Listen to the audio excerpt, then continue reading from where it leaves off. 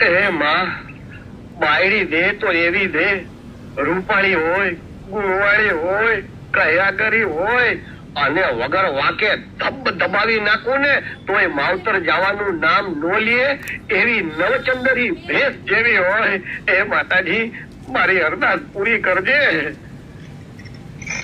હે માં, મને પતિ આપ તો એવું આપજે કે જે કયાગ્ર હોય, રૂપાળો હોય, ગુણવાળો હોય, જેને રસોઈ કરતા આવડતું હોય, છોકરા રમાડતા આવડતું હોય, કપડા ધોતાય આવડતું હોય, અને વગર વાકે હું મારું તો પણ ઊંઘ કે ચા ન કરે એવો નિંભર પાડા જેવો હોય ને એવો આપજે. હા માં.